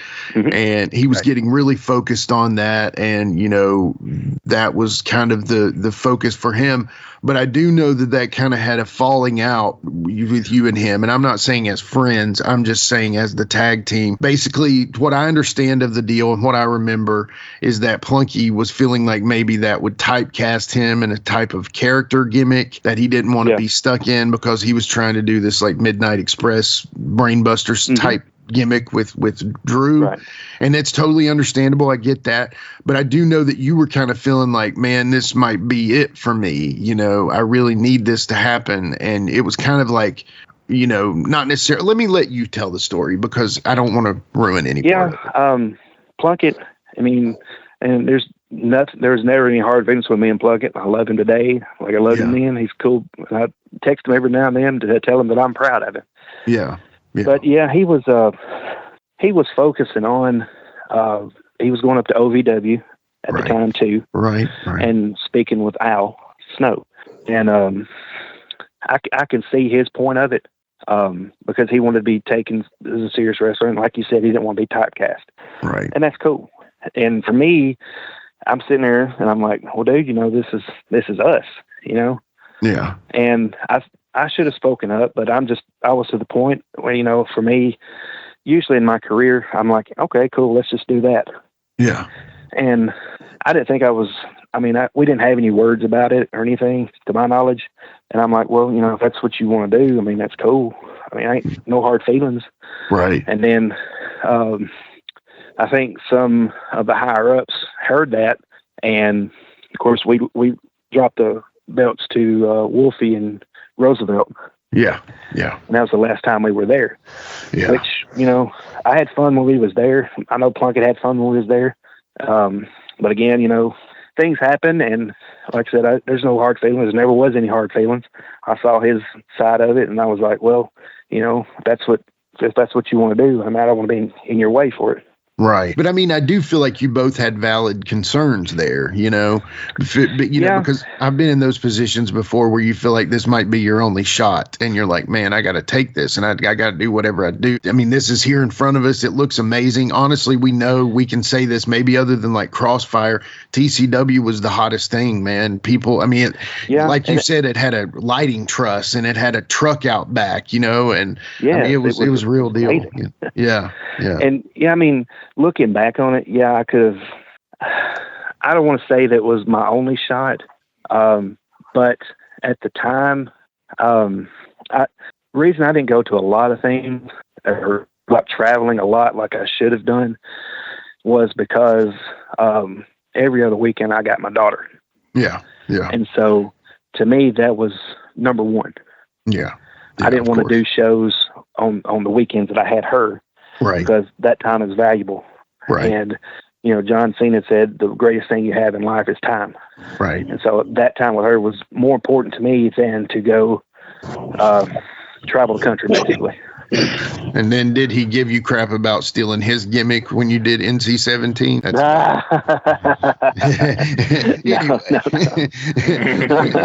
No, but I just because I remember that being a concern of yours. I'm not saying that was your only shot. You know what I mean? But I do remember I got you. A concern of yours. And then I also remember Plunky saying, man, because you guys were kind of like a redneck bushwhackers, man. You were like an American version of, and I loved it. We actually tagged with Luke. Yeah, I know.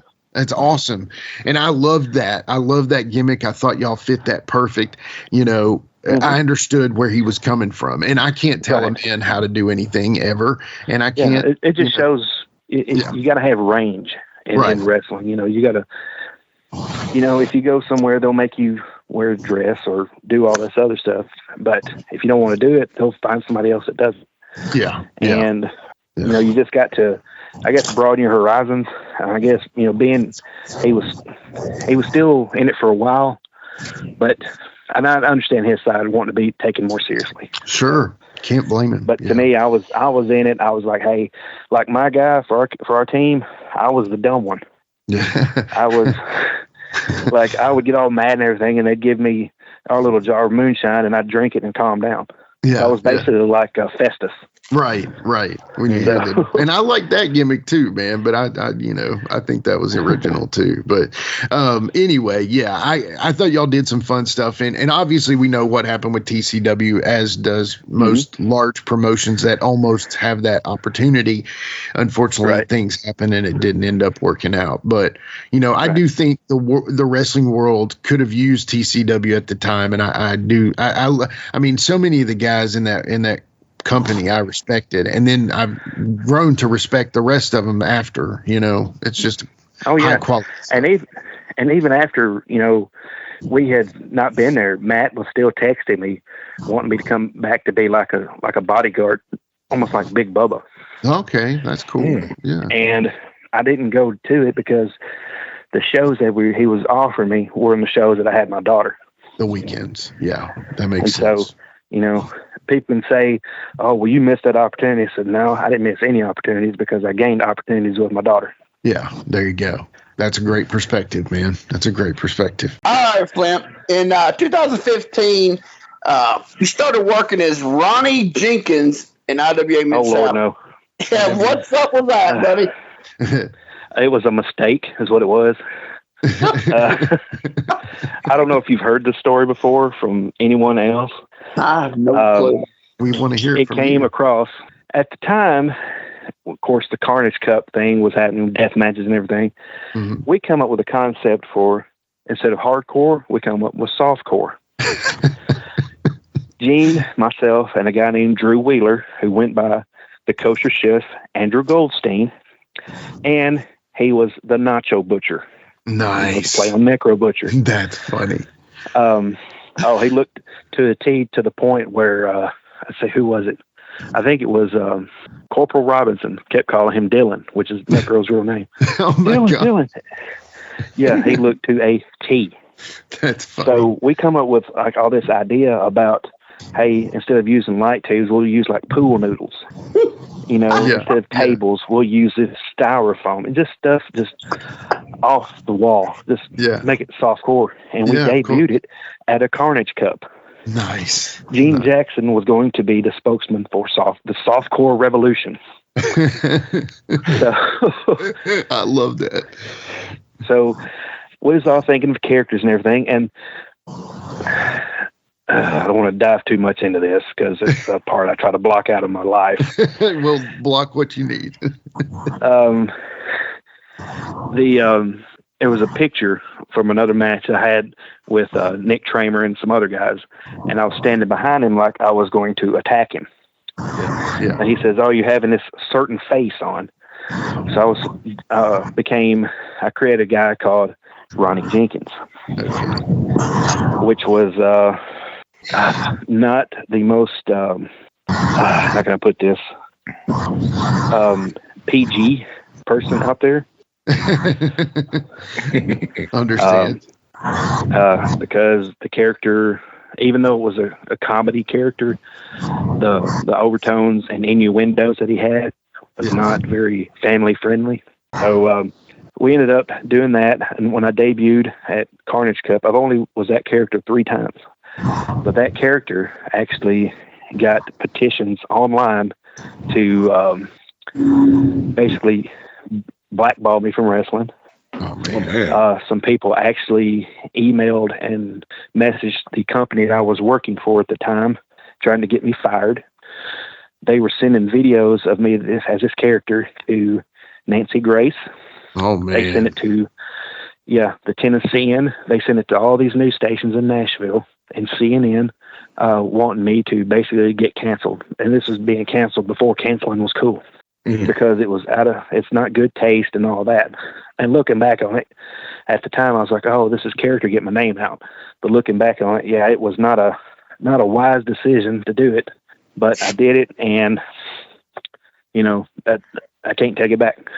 Yeah. But there are videos like they have the Softcore Cup for IWA Deep South Softcore Cup. They had Cliff Compton in it. And before he got canceled, had Joey Ryan. Oh, yeah. So you can imagine me working Joey Ryan as his character in the finals of this thing. Speaking of blackballed in wrestling, looks like you wrestled Joey Ryan in a Legos match. Yeah, it was the finals of the Softcore Cup. And I told him, I was like, hey, you ever seen Joey Ryan do the thing with the lollipop? So he would rub it up and down his body, and people, he'd put it in their mouth, and everybody'd settle like it was disgusting. Right. Well, I had the idea of when he did that, just do it to me, and I would be like, well, it's not really wrong with that. Right.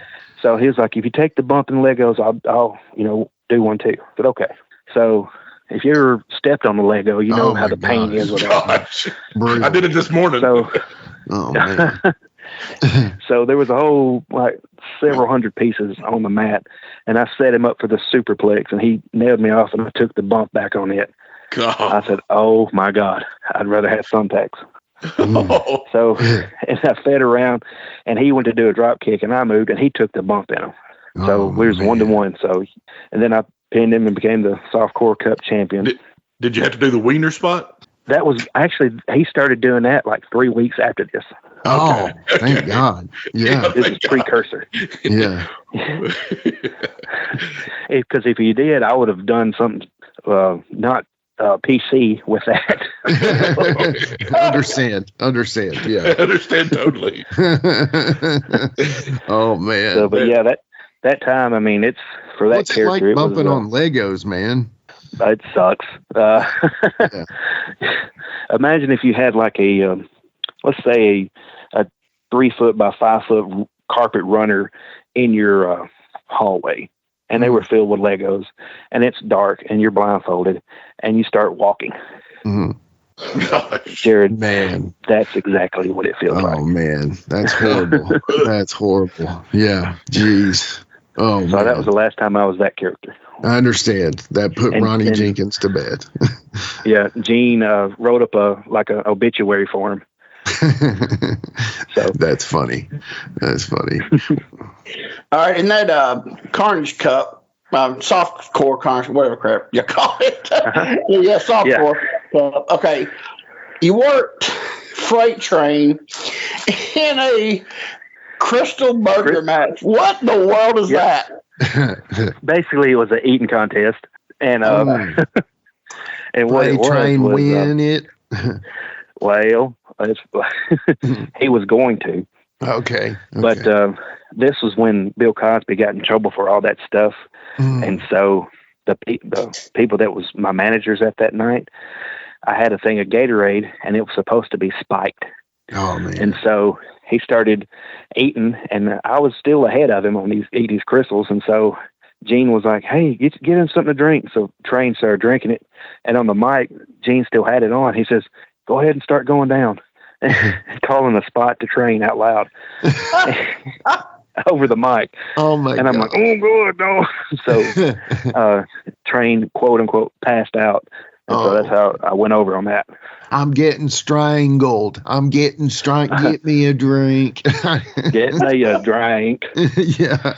I'm getting verklempt. Oh man. All right, so this one is, I don't think Jimmy knew about this until recently. No, I didn't. Yeah. You're part of a kind of a famous YouTube video that's been floating around for a while.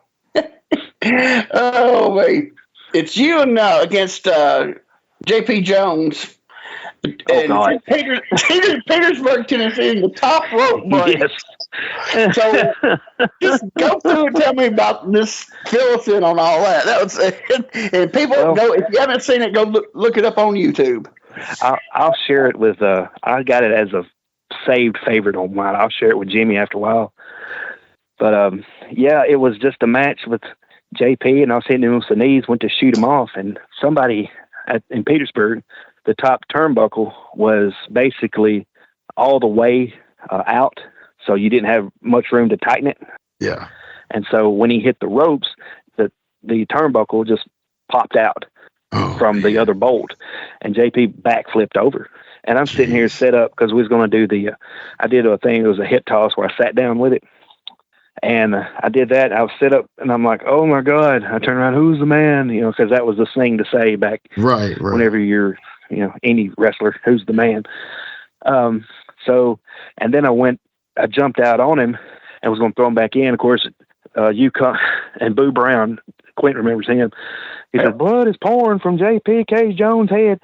And when he said that, I didn't even know he was saying it. And there was nothing on the floor. Like, how are you saying that? And there's nothing on the floor. Right, not even sweat. There's blood pouring. And then you hear Gypsy Joe goes, let him die. Oh my God, the top rope just snapped. The top rope just snapped. The top rope just snapped. Right in the back of the head. Blood is pouring from JP Case Jones' head. Is it?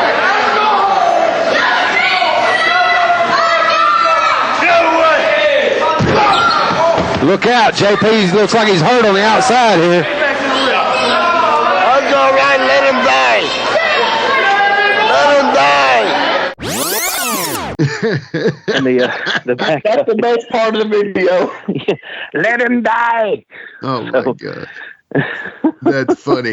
You know, Quinton actually sent me the video last night, and man, okay. Yeah, and so I see you see him going out over the ropes, and you kind of like jump back. Is that basically like your initial reaction to him going out? Yeah, that was my initial reaction, like, oh, because I look at him and I see the turnbuckle pop off, and I'm like, oh, and my initial reaction, like, whoa, hey, yeah, like, what's going on here? Yeah. What's up? And that's what you would, I guess, anybody would do. Yeah. I mean, I was like, whoa, oh, okay. Yeah. Yeah, because it just looked like you were about to go into like you were about to run into the ropes, but then you caught that and you were like, holy crap, the rope just broke. But yeah, that was the hip toss where I was going to sit down with it. Okay, gotcha. For that. Okay, yeah, man. Did he have any effects after that? Was he pretty beat up? No. Or was it? He all right? He was good. Okay, no blood. Let him die. That's all right. Let him die. You what? Did you finish the match? Yeah, we finished the match. Man. Oh, okay. Yeah. We didn't run any more ropes though, because we only had 2 more to go. Yeah. And the Petersburg ring, well, you really couldn't tell which one was going to go anyway. Yeah. Whose show was that? Devin Domain. Yeah. Okay. Nice. Devin Domain, buddy. And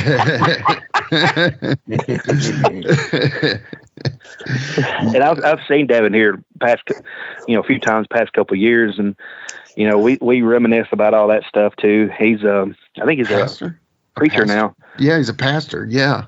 Yes. Yeah. I talked to Rick Reynolds about once a week, and he was telling me that he and Devin had kind of connected, and they're friends and stuff. I think they maybe go to church together and stuff, but yeah, right. Very cool. Yeah. And I miss Rick too. He kind of busted me a few times. Yeah. Like one time he was like, you know how wrestlers, you wait for a certain point of a song before you go out. Right.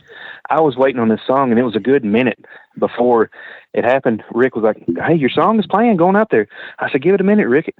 So, I got to wait for that part. He goes, you should go on out there. And I said, that's a great idea, Rick. So I went out there.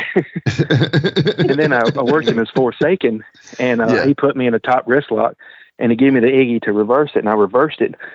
And we did our match and everything. He come to the back. He goes, usually when I give people that top wrist lock, I can tell if they don't know how to work by how they reverse it. And I said, oh. And then he goes, usually I take it light on them if they do. So he goes, I took it light on you. I said, well, thank you, Rick. I appreciate that. Dude, that's a compliment. I love Rick, though. He's a good dude. Yeah, he's great, man. I would talk to him on the way to. I was going out to the Jackson Memphis Hall of Fame deal again, and I talked to Rick for about an hour on that trip, or maybe even more than that. Actually, we usually burn a few hours. It's like I'm in North Carolina, and I'm all of a sudden in Nashville, and I've only been talking to Rick. It's pretty crazy, but anyway, the point being is he was telling me the story about the how he would sometimes say like, okay, well, I know this guy is not a real wrestler because he doesn't know the handshake and stuff. So that sounds like Rick, man. That sounds like Rick. Yeah. When you said the handshake, that reminds me of another story. Oh, please. Yeah. I went and did a show down in LaGrange, Georgia, as a favor for a buddy of mine that I rode with. We get down there, and the guy I was supposed to work is not showing up. All right, cool. Well, the promoter, the booker guy, he was saying, well, the other guy for the 6 man ain't going to be here either. So we got to cancel that. I said, why don't you just put me in there? Duh. I mean, I was like, can I get his pay? Well, we'll see. So I'm sitting there, and my tag team partner was one guy, and I looked on there, and my other tag team partner was a guy called Truck. Okay. Yeah, just Truck. And I'm thinking, all right, cool, Truck. Maybe it's short for something. Fire truck. I don't know. Sure. Yeah. Dump truck. I don't know. So one of the opponents is a guy I've worked several times down in Alabama, so we knew our spot. So Truck comes in. I didn't know it was Truck at first. It was this guy. Literally, he looked like 2000 Dave Bautista. Okay. Jacked to the gills. And I'm sure it was all natural too. Oh yeah. So what the Lord gave he comes in shaking everybody's hands and everything, and I'm watching him do the handshake, and I'm like, that ain't the handshake. So I'm just saying, hey, how you doing? And he goes to, I guess, start changing. So he puts on, remember, keep Dave Bautista in your mind now. Yes. This guy puts on a mesh crop top. And I noticed when he took his shirt off, he's got a tattoo over his stomach, almost like in the giant straight edge font for CM Punk. It just says truck right across his, right above his belly button. Oh, man. I said, oh, my Lord. So I said, oh, you must be Truck. Yeah, man, Truck. Yeah. I said, oh, okay, what's your gimmick? I'm just a big dude out here. I'm like, oh, okay. So he puts his mesh crop top on and puts on his cowboy boots. Oh. I said, oh, my God. Then he puts on his cut-off blue jean shorts. Talking about like Daisy Duke shorts. I'm trying to put this picture together here. Yeah, you might can use it for AI. I don't know. Okay. But this is real life. So I'm like, oh, my God. And he put like one of these cowboy hats you get at a state fair, had the feathers on it. Yeah. And I'm like, oh, my God, this is Truck. Doesn't live the gimmick. Okay. Yeah, so we had to have a referee that match. So referee Nick Patrick. Oh, man. Oh, wow. And he's like, hey, I'm reffing your match. I said, hey, how you doing? And I gave him the handshake. And he looked at me and kind of nodded his head, and I kind of winked at him. And everybody else was shaking his hand. Yeah. So we did the match. Of course, Truck didn't want to take heat. Yeah. I said, well, hell, I'll take the heat. I don't care. Right. So they was giving me heat, and I made the hot tag. Truck comes in and rolled everybody, and we came out winners. Yay. So we'll get back to the back. Nick Patrick comes up to me. He goes, I can almost tell where you're from. How long you been working? I was like, really? He goes, by the handshake you give me. He said, I want to appreciate that, so thank you. I said, no, thank you for reffing our match. I appreciate you. Yeah. He said, if you're ever down this way, I'd love to either manage you or, referee another of your matches. You were so easy. Dude, I was like, well, I appreciate it. I said, you're awesome. Yeah. Yeah. And then it came to payday, and I got $7. Oh, man. Yeah. Luckily, I rode with a guy, so I didn't have to pay. Yeah. Yeah. He said, don't worry about trends. We're good. I said, $7, man. But also, Chick Donovan was on there. Oh, wow. Yeah. Yeah. I wanted to ask him what Moses was like in school. Right. I didn't know if he'd get that joke. When he taught him in elementary school, is that what you mean? No, he was actually in class with him. No, I thought he taught him. He probably did teach him. He probably did teach him. So and he said it's older than dirt. Yeah, he'd have to bring the dirt in. Well, we had a last minute question come in. Speaking of Truck here, so we got Joe Johnson from the question guys here, and he's asking, Jeremy Flynt, how big is Truck's Batista? I'm just anyway, sorry. Little Dave Bautista. Dude, this has flown by, brother. I can't believe this, man. Yeah, dude, it's been awesome. I don't even know what time it is, how long we've been on. It's an hour and a half now, and I don't even know, man. It's like, so what are you up to nowadays, man? Are you still wrestling? Actually, my last time in the ring was December the 5th, 2020. Okay. That's when I, gave the little speech about getting out. I actually did for UConn. Okay. I did a little thing about 4 or 5 months ago for his, Rumble, his T-Town Rumble. I came in and I bumped around in there, and I'm like, uh-oh, this doesn't hurt. Yeah. So, I'm like, no. Yeah. But no, I've been out of it.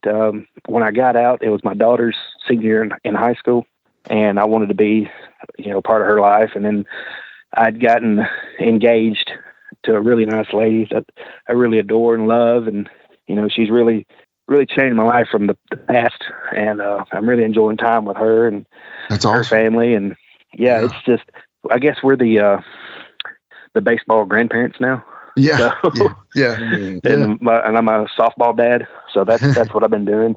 That's awesome. And just like I said that one day, I'm every day is a celebration, and today we're feasting. Yeah. So yeah, I live like that every day. Proud I'm above ground. That's all you can ask for, man. So when it kind of comes to the end of the show, we always pivot back to the Plastic Sheik for his second favorite question. And Sheik, I'll let you take that away. Well, I'm figuring since you missed out on the Joey Ryan spot, the famous spot, then that's not going to be your answer for this. But if you had to look back on your career and say this was my favorite match ever that I had, what would it be? The Apache. Well, the one that that's up there. That's up there. Any show I've done with Jablonski, just because I play that song and he'd get so mad about it. Obviously the one with Steve-O and Matt Boyce was right up there. There's one on YouTube. It was what I was telling you about. It was that IWA Deep South. It was a 5 or 6 way. That's one of my favorite ones too. Let's see. There was one match that me and Plunkett did where it was a 6-man. And here's another story. I don't know if Plunkett ever told you about the pin 15 suplex. No, Quinton, you ever heard of that? Nope. Okay. Well, I'll set it up for you. Okay. This was a non-TV week. It was me, Plunkett, and Xavier Mustafa versus Shane Smalls and a couple other guys who I don't remember. I think White Tiger might have been one of them. Okay. And I'm probably not. I don't know. So we're getting heat on Shane, and I hoist him up to do the Falcon Arrow, which is, of course, sit out suplex slam. Yeah. Well, I have him up. Well, apparently his shorts wasn't tight enough. Oh. And all of his stuff was hanging out. And I was facing Xavier and Plunkett, and I'm walking around with him like, yeah, I got it now. Unbeknownst to me that all this was happening. Oh, man. And so Plunkett's face was like, oh, my God. Oh, my God. And I'm like, yeah, I got it now. What do you people think? And I'm turning around to the crowd and everything. and I slam him. And Shane goes, my ding ding came out. Oh, my God. I said, what? He said, my ding ding come out. And I tagged Plunkett. I said, his ding ding come out. And Plunkett took back over. He goes, oh, my God. Oh, my God. So that was one of my favorite ones, too. There was one with me and Plunkett at Beyond Wrestling. It was a taping that we had done. You had all these Mid-South guys come down from up north and all that, doing their style. And me and Plunkett went out there and did a Tennessee style. And he hit me with the brass or the chain and beat me. That was one of my favorite matches. So, yeah, I mean, anything with Plunkett was always one of my favorite ones. Yeah. I mean, I was going to ask you that. That sounds like there's a pattern there, anytime. And I agree. Anytime Plunkey's involved, it's always going to be a good match, man. I'm so proud of that dude, especially now he's the NWA Mid-America. I mean, it's awesome, man. I mean, it's a ghoulless belt for a Nashville-based boy or Murfreesboro, whatever you want to say. But, it's cool, man. I'm super proud of it, man. I've texted him a couple times as I do. Keep doing what you're doing. And I just wait. Billy Corgan put that rocket on his back, man. Come on. Let him do something, Let him do something. He can do it. Yeah. He can do it. Yeah, he can. He hasn't even scratched the surface yet of what he has. Yeah. But, along with Plunkey, I think of you as one of those guys and then this has not let me down at all. We've just laughed this entire time. And, man, I appreciate that. You better laugh or I'll just come over there and get you. Look at you with the boom, boom and everything. Easy, Shane. Easy, Shane. Love you, Shane. Yeah, we do love you, Shane. And it's funny because I always run something by Shane. I'll be like, all right, man. So Quinton and I, Quinton will send me a message and he'll say something. And I'll say, Jared, what do you think? And Jared will be like, sounds good. All right, we'll put it together. And then Shane will be like, yeah, you ought to talk to this guy. And I'm like, oh, yeah, that's a good one, too. And so that is essentially how we end up making the list of the guys that come on the show. And I'm sorry it took so long, man, but I'm really glad that you're here now because we have Quinton and I think it's better because of that. So I mean, I want to tell you guys what you guys are doing, all three of you, talking to guys like us, outside of wrestling, we're normal people. Yeah. And inside of wrestling, we're stars and we have stories to tell. Amen. And for everyone to keep coming on and telling stories, those stories will never die. Yeah. And you guys are doing great work. And I want to say, thank you for having me and keep it up, guys. You're doing awesome. Thank you, dude. You can't, that's the way to end it right there. Thank you so much, man. Really. Yeah. No, thank you. Yeah. Well, you want to say thank you, guys? Do you want anybody else to say thank you to him? We appreciate you, man. I appreciate you. No, not really. I appreciate you coming on and talking to us and making me laugh. So yeah, absolutely. Well, thank you for Hey, Flint, it was good talking to you, buddy. I went and talked. It was great talking to you, man. I hadn't seen you or talked to you in years, and I stay hidden from wrestling, so I don't. There's very few people I actually talk to from the past in the wrestling, but like I said, man, as soon as we're gonna have you on that times in Shelbyville, you'd get me and JP rolling, man. That was the first thing that popped in my head, man. Good times back then. That's awesome. Great times. That's awesome. Yeah.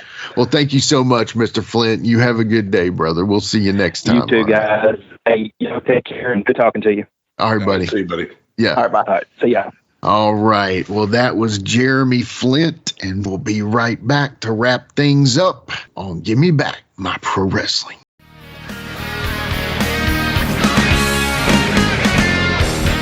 This is your rock star ring announcer, Aaron Camaro. I'm a man who believes the two greatest art forms ever created are professional wrestling and heavy rock music. So when I'm not hosting the best parties that also happen to be live professional wrestling shows, I'm hosting the Decibel Geek Podcast. Decibel Geek is a weekly podcast that features discussions of all things rock. We're talking the Beatles, the Stones, Led Zeppelin, Jimi Hendrix, Black Sabbath, Kiss, Ozzy, Motley Crue, Guns N' Roses, Metallica, Alice in Chains, Pantera, and everything in between. Plus, we'll turn you on to new bands from today that have the same spirit and style that the legends do. Decibel Geek is hosted by myself along with Rockin' Pod founder Chris Sinzak, and each week you'll get interviews with famous musicians and industry insiders along with informative, entertaining, humorous, and insightful discussions, and most importantly, a passion for the music. So if you love to rock out as much as I do, then this is your invitation to the greatest rock and roll party in all of podcasting. It's Decibel Geek, and it's available right now on all major podcast platforms. Oh yeah.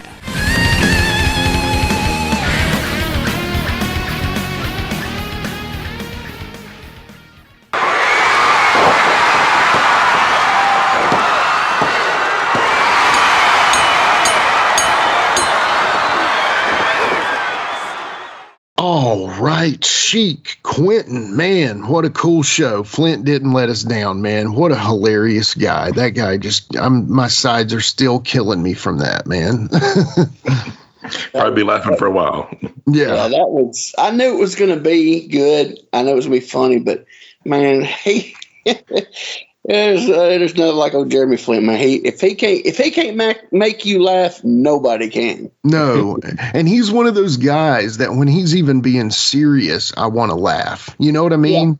Yeah. Like he's got that way about him to where he's like telling something seriously, and I'm like, oh man, this is funny. Oh wait, it's not really funny. It's just a normal story, but it's still funny because of his delivery, and it's just funny, man. But his Shane Morton impersonation is hilarious. I don't know Devin Domain, but I feel like I do now. You know what I mean?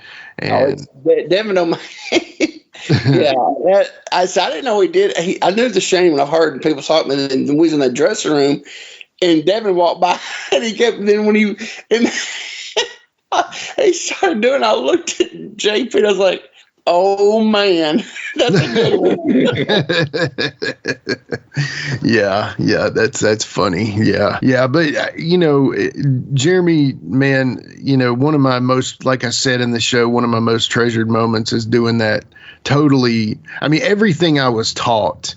This spot, like everything, it went against everything I was taught. I was never trying to be the focus of anything. I always wanted my guy to be the focus. But me getting in the ring and doing the Apache jump on it dance for a second, I mean, that was just funny, man. And we'll make sure that video is out there for people to see. But I got so many great memories, even though I don't have a ton of memories with him.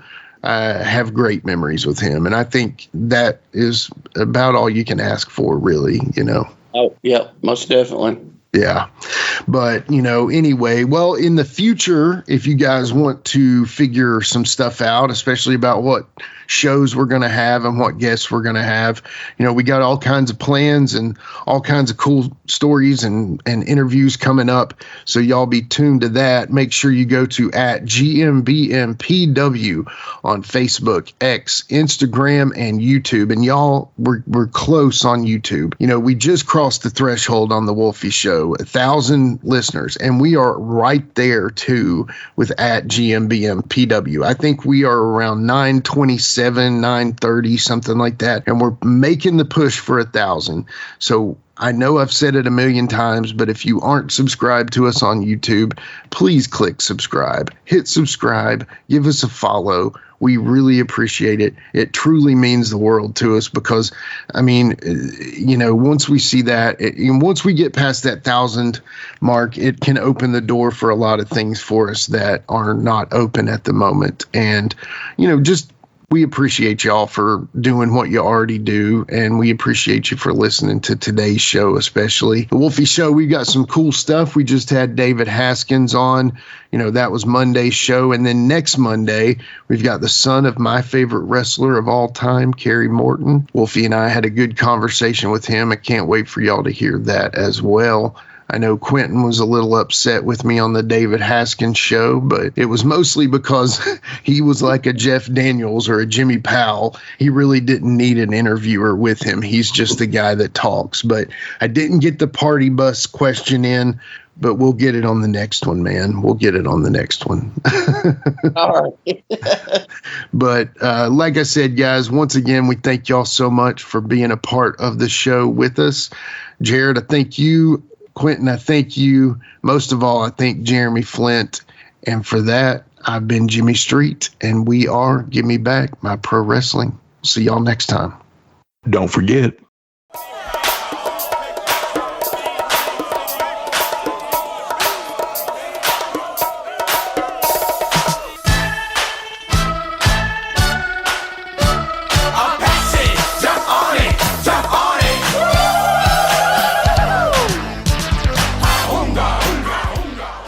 With a tear in my eye, this is the greatest moment in my life.